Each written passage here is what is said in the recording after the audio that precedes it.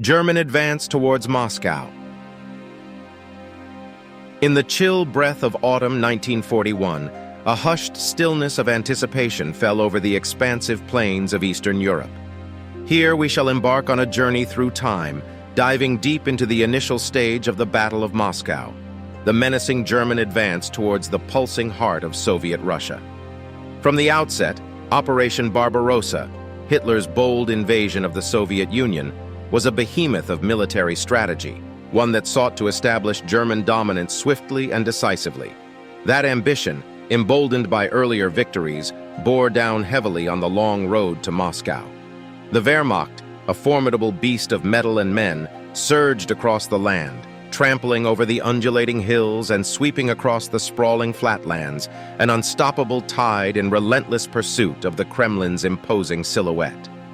Yet, the road to Moscow, resplendent with hopes of victory, was not paved with gold, but rather with treacherous stones of hardship and uncertainty. As the German juggernaut ground ever eastwards, the Soviets, ever watchful, were far from idle. They were marshaling their strength, preparing to receive this uninvited guest with a harsh Siberian welcome. Hitler, undeterred, sought to sever the beating heart of Soviet resistance. The Führer saw Moscow as the linchpin to Russia's survival, and in his command there was an undercurrent of urgency, an insatiable hunger that roared, "On to Moscow!" But even as the ground seemed to yield to the German advance, the Reich's military machinery was to discover that it was not the only player in this high-stakes game of chess. The Russian landscape, in its sprawling and indomitable glory, arose as an unexpected adversary. The muddy quagmires birthed by the Rasputitsa, the season of bad roads, trapped German tanks and bogged down infantrymen. Russian winter, an infamous foe, loomed ominously on the horizon, an unsparing, icy breath ready to exhale its freezing curse upon the invaders. This confluence of obstacles posed a distinct challenge to the German Wehrmacht, demanding from its commanders, soldiers, and resources a level of commitment and perseverance that stretched their limits. Amidst this unfolding theater of war, whispers of dissent began to echo through the ranks of the German High Command. Field Marshal Fedor von Bock, commander of the Army Group Center, was increasingly at odds with Hitler's stubborn insistence on focusing on Moscow. The Führer's single-minded resolve was being tested, not merely by the formidable Soviets and their harsh homeland, but by his own generals. Yet the indomitable march towards Moscow pressed onwards, the echoing thump of German boots imprinting a relentless, haunting rhythm into the frozen soil of the Russian motherland. Thus, the German advance towards Moscow was not a monotonous march, but a turbulent symphony, swirling with elements of overambition, internal discord, challenging terrain, and the looming specter of a hostile winter. It was a dramatic prelude to a larger and more complex conflict, a relentless clash of ideologies and nationalities, a canvas upon which the most profound, tragic, and heroic scenes of World War II would be painted. Next time, we delve into the stern countenance of Soviet defensive preparations, the strategic fortifications that stood as an indomitable bulwark against the creeping chill of the Nazi thray, Soviet defensive preparations and fortifications. As 1941 bled into its final months, the deafening roar of German panzers echoed through the vast plains of Soviet Russia. The Wehrmacht's relentless march towards Moscow was well underway, an unnerving reminder of the escalating stakes of the Eastern Front. Yet, amidst the looming shadow of the Nazi war machine, the Soviet Union prepared to meet their invaders with a resolve as unyielding as the Siberian permafrost. It was a time of deep-seated fear, palpable uncertainty, yet also unbending defiance. From the bustling maze of Moscow's streets to the solitude of rural villages, the spirit of Mother Russia stirred.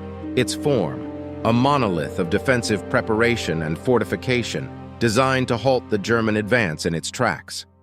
Marshal Georgy Zhukov, the fierce harbinger of Soviet military strategy, crafted a defensive blueprint of staggering complexity. His mind, a whirlwind of tactical calculus, teetered on the knife's edge between risk and reward. Moscow was not just a city.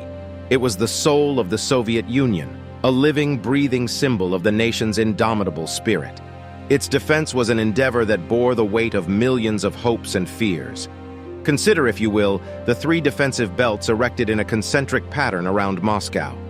The outermost, a formidable guardian stretching nearly 200 kilometers, was an intricate patchwork of trenches, anti-tank ditches, and fortifications.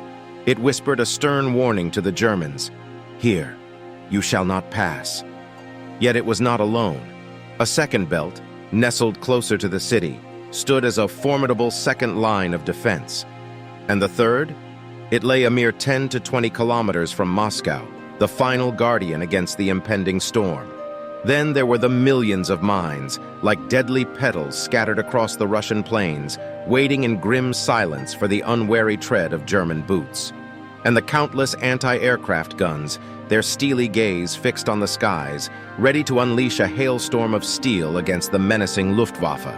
The Soviets had even gone so far as to prepare scorched earth tactics, the destruction of any resources that could be used by the enemy, a grim reminder of their commitment to defend Moscow at all costs. But the Soviet defensive strategy was not just the physical embodiment of fortifications and munitions. It was woven from the intangible threads of morale and spirit. Even as the German troops inched closer, Moscow's civilians, men and women alike, were called to contribute to the city's defense. They dug trenches, built fortifications, and transformed their homes and streets into veritable strongholds.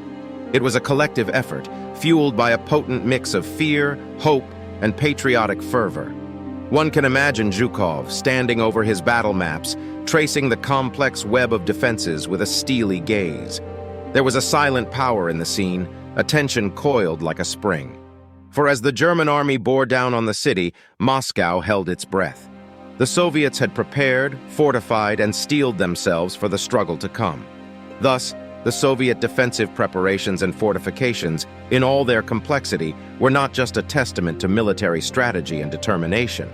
They were a symbol of a nation's resolve to stand firm in the face of a seemingly unstoppable adversary. Moscow, bristling with fortifications and the iron will of its defenders, waited for the storm of battle to break.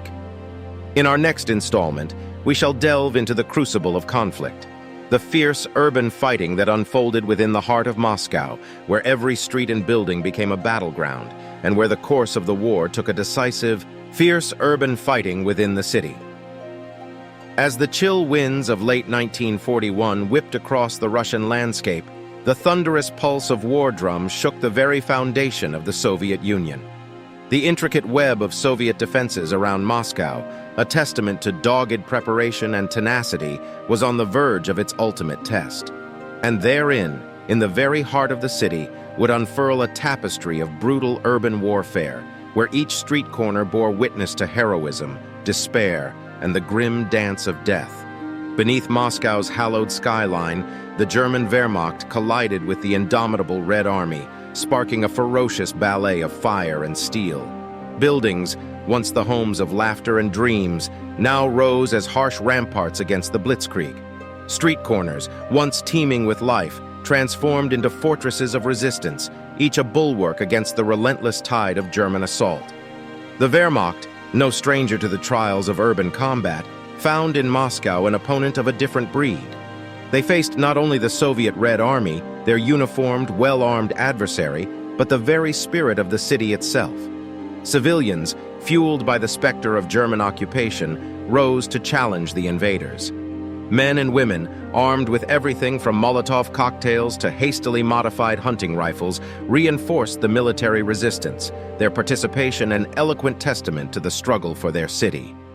As the battle spilled into the streets, each alleyway, each building, and each hastily erected barricade became a vital strategic point.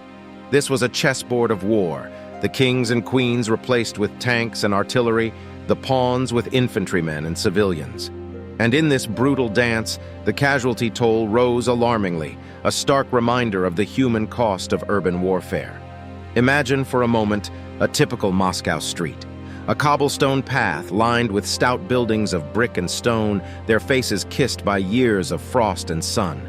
Now imagine it transformed into a battlefield, the cobblestones slick with rain, snow, and too often blood. The buildings, their facades scarred by bullet and shell, their windows like vacant eyes, watching the carnage unfold. Yet in this crucible of destruction, moments of humanity flickered like stubborn flames. Stories of bravery and sacrifice abound, like the tale of Vasily Zaitsev, the famed sniper whose deadly precision became a beacon of Soviet resistance, or the account of the Moscow subway, a lifeline of supplies and personnel, its endless tunnels reverberating with the relentless rhythm of the war effort. Against this backdrop of urban combat, the Soviet defenders proved more tenacious than their enemy had anticipated. The German forces, though formidable, found themselves entrenched in a battle of attrition. For every building they seized, for every street they claimed, the cost was measured in countless lives and dwindling resources. The winter chill, an ever-looming specter, gnawed at their resolve, its icy grip a formidable foe in its own right. Thus, the fierce urban fighting within Moscow was not just a chapter in the larger narrative of the Eastern Front. It was a saga in itself. A saga of strategy and survival, of humanity amid horror, and of a city that refused to bow before an invader.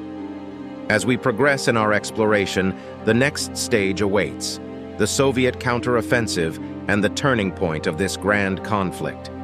Soviet counteroffensive and the turning point. In the bone-chilling winter of 1941, the drumbeats of war echoed through the snow-dusted streets of Moscow, a grim symphony that had become the city's heartbeat. The battle raged on, marked by furious urban combat that had transformed the city into a brutal arena. However, unbeknownst to the Germans, the proverbial winds were about to shift. A new chapter in this grand narrative was on the horizon, a chapter that would redefine the entire course of the Eastern Front. It was the time of the Soviet counteroffensive, a stage that would prove to be the decisive turning point of the Battle of Moscow. The Soviet High Command, guided by the indomitable Marshal Georgy Zhukov, had observed the trials and tribulations of the German Wehrmacht with an eagle-eyed vigilance. The Red Army, although pushed to its limits, was far from defeated. In fact, they were steadily accumulating strength, quietly marshaling resources, and biding their time for the moment to strike back. When the counteroffensive was launched, it was a thunderclap heard around the world. The Red Army, infused with fresh reserves from the Siberian front, exploded forth with a ferocity that staggered the Wehrmacht. Suddenly, the beleaguered defenders were on the offensive, their charge carrying the pent-up energy of a nation defying subjugation. Picture, if you will, the sight of T-34 tanks rolling out of the smoke-filled streets, their guns belching fire and thunder. Consider the determined infantrymen charging alongside their mechanical comrades, their battle cries piercing the frigid air. This was not just a military offensive, it was a thunderous declaration of resilience. The German forces, hitherto the aggressive predator, found themselves abruptly cast into the role of the prey. They reeled under the shock, their momentum disrupted, their progress stalled. The biting Russian winter further gnawed at their spirits, turning the once thriving force into a beleaguered and frost-bitten shadow of its former self. Yet the Soviet counteroffensive was not without its hurdles. The Red Army faced logistical challenges, with supply lines stretched to their limits. The brutal Russian winter, although an ally against the Germans, also posed a severe test to the Soviet forces themselves. The staggering casualty figures, a grim reminder of the cost of this war, continued to mount. Despite the challenges, the tide had undoubtedly turned. The German dreams of swiftly capturing Moscow lay shattered in the frozen expanse of the Russian motherland. The Wehrmacht, forced to retreat, had to grapple with the fact that the Blitzkrieg had faltered in the face of Soviet determination and the punishing Russian winter. The Soviet counteroffensive and the turning point of the Battle of Moscow marked a crucial shift in the Second World War. It was a moment where the seemingly unstoppable German advance was halted and pushed back, signaling to the world that the Soviet Union was a force capable of standing against the Axis powers.